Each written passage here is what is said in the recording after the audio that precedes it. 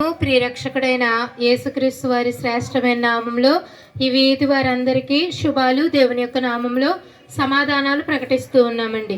కొద్దిసేపు ఈ మాటల మీద మీరు లక్ష్యం ఉంచగలిగినట్లయితే ఈ మాటలు మీకు ఎంతో మేలు చేస్తాయండి. అవునండి, ఈరోజు మేము ప్రకటించబోయే ఈ మాట ఏంటనంటే దేవుని మాట. ఆ దేవుని మాట ఏంటి అనంటే బైబిల్ గ్రంథంలో ఒక మాట రాయబడిందండి. దేవుడు ప్రేమ స్వరూపి. అవునండి, దేవునికి ఉన్న గొప్ప గుణలక్షణం ఏంటంటే ప్రేమ. ఆ ప్రేమ కలిగిన దేవుడు ఏం చేస్తున్నాడనంటే మానవులైన మనందరినీ కూడా ప్రేమిస్తూ ఉన్నాడు. మన మనుషుల ప్రకారం మనం చూసుకున్నట్లయితే మనుషులంగా మనం ఎవరిని ప్రేమిస్తామనంటే మన స్థాయికి తగ్గ వారినే మనం ప్రేమిస్తాం, మన బంధువులనే మనం ప్రేమిస్తాం, మన స్నేహితులనే మనం ప్రేమిస్తాం, మన రక్త సంబంధులనే, మనకు కావలసిన వారినే, అన్నీ కలిగిన వారినే మనం ప్రేమించడానికి ఇష్టపడుతూ ఉంటాం. అయితే దేవాతి దేవుడు మనుషులైన మనందరినీ ప్రేమిస్తున్నాడు. ఎందుకు దేవుడికి మనుషుల్ని ప్రేమించాల్సిన అవసరం ఏముంది అని ఆలోచించగలిగినట్లయితే ఆ దేవుడు ఎందుకు మనల్ని అందరినీ ప్రేమిస్తున్నాడంటే దేవుడు మనల్ని సృష్టించిన వాడండి.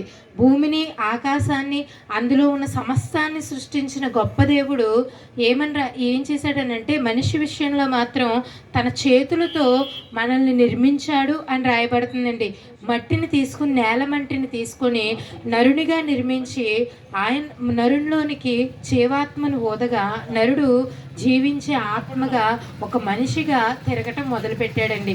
అవును, ఎందుకు దేవుడు ఈ మనిషిని ప్రేమించాలనంటే దేవుడు మనిషిని చేసినప్పుడు ఒక నిర్ణయం చేసుకున్నాడు. ఎలా చేయాలి, మనిషిని చేయాలి అన్న తలంపు వచ్చినప్పుడే దేవునికి ఉన్న గొప్ప ఉద్దేశం ఏంటనంటే నా పోలిక చొప్పున నా స్వరూపంలో నరుణ్ణి నిర్మించాలి. అవునండి, మన పిల్లలు మన పోలికతో ఉన్నప్పుడు మనం ఎంతగా ప్రేమిస్తామో మనందరం దేవుని పిల్లలమండి. అందుకు దేవుడు ఏం చేస్తున్నాడనంటే మనం ఆయన పిల్లలం కాబట్టి ఆయన మనల్ని ప్రేమిస్తున్నాడు. మనం ఆయన పిల్లలమే ప్రేమిస్తున్నాడు, కరెక్టే. అయితే మనం ఎందుకు ఇలాగున్నాం? మనం దేవుని పోలికలో ఉండాలి, దేవుడి పోలికలో చేశాడు, దేవుని స్వరూపంలో చేశాడు అని అనుకున్నాం కదా. కానీ మనందరం ఎందుకు ఇలాగున్నామనంటే మనుషుడు భూమి మీద జీవిస్తున్న కాలంలో పాపం చేయటం వల్ల దేవునికి దూరం అయిపోయాడండి. ఎందుకు దేవుడికి దూరం అయిపోయాడనంటే పాపం దేవునికి ఇష్టం లేదు. ఎందుకు ఇష్టం లేదనంటే దేవుడు పరిశుద్ధుడండి. సర్వలోకాన్ని సృష్టించిన ఈ సృష్టికర్త అయిన దేవుడు పరిశుద్ధుడు. పరిశుద్ధుడైన దేవునికి పాపంతో ఏ సంబంధము లేదు. కాబట్టి పాపులను ఆయన ప్రేమించాల్సిన అవసరం లేదు. అయినను మనం ఆయన బిడ్డలమని మనల్ని ఆయన పోలికలు చేసుకున్నాడు కనుక మనందరం, అంటే పాపానికి వచ్చే శిక్ష ఏంటనంటే నరకం. సాధారణంగా అనుకుంటూ ఉంటాం కదా, మనం ఎవరైనా మన కీడు తలపెట్టినప్పుడు, ఎవరైనా చెడ్డవారిని చూసినప్పుడు వీడు నరకంలో పడిపోతాడరా అని మనం సాధారణంగా మాట్లాడుకుంటూ ఉంటాం కదా. ఎందుకు? పాపం చేసిన వారందరికీ కూడా నరకం అనేది కాచుకుని ఉంది. అయితే మనమేమో దేవుని బిడ్డలం. దేవుడు మనం తన పోలికలో తన స్వరూపంలో చేసుకున్నాడు కాబట్టి మనం ఎవ్వరు నరకం పాలు కావటం దేవునికి ఇష్టం లేక ఆ దేవాతి దేవుడు ఏం చేశాడంటే వీరందరినీ, మనందరం పరలోక రాజ్యం నుంచి వచ్చామండి, తండ్రి అయిన దేవుని యొద్ద నుండి మనం వచ్చాం కనుక మరలా అక్కడికి మనందరం చేరాలని దేవుడు ఏం చేశాడనంటే మనందరి పాపాల నిమిత్తం 2024 సంవత్సరాల క్రితం యేసుక్రీస్తు అనే నామాన్ని ధరించుకుని ఈ లోకానికి వచ్చి మనందరి పాపాల కోసం ఆయనే శిక్ష భరించాడండి. మనందరి పాపాల కోసం ఆయనే కలువరి సిలువలో మరణించాడండి. అవునండి, పాపం చేసిన వారికి ఈ లోకంలో సాధారణంగా శిక్ష పడుతుంది కదండి. అయితే నరక శిక్ష నుండి, ఈ లోకంలో వేసే శిక్షల వల్ల మనం నరక శిక్ష నుండి తప్పించుకోలేం. ఆ శిక్ష నుండి తొలగించాలంటే పరిశుద్ధ రక్తం చిందించబడాలి, పవిత్రుడైన ఒక మనుషుని రక్తం చిందించబడాలి. మనుషులందరూ పాపులు కాబట్టి ఆ పరిశుద్ధ రక్తాన్ని ఇవ్వడానికి దేవాతి దేవుడే మనిషిగా వచ్చాడండి. మనందరి పాపాల కోసం ఆయనే సిలువలో ప్రాణం పెట్టి మనందరి బదులు ఆయన మరణించాడు.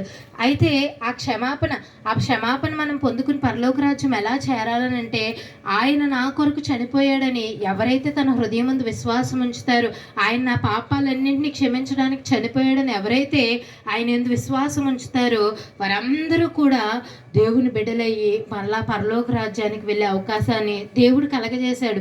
ఈ క్షణంలో మీరు చేయాల్సిన ఆయనకిలాగా దెబ్బలు తినక్కర్లేదు, ఆయనకిలాగా రక్తాలు కార్చక్కర్లేదు, ఆయనకిలాగా మీరు ప్రాణాలు కోల్పోక్కర్లేదు. కానీ మన పాపాల నిమిత్తం ఆయన చనిపోయాడు. దాన్ని మనం నమ్మి ఆయన దగ్గర మన పాపాలు ఒప్పుకుంటే చాలండి, మనం పరలోక రాజ్యం చేరుతాం. దేవుడు మన ఆత్మను యుగయుగాలు ఆనందించే స్థితిలోనికి నడిపిస్తాడు.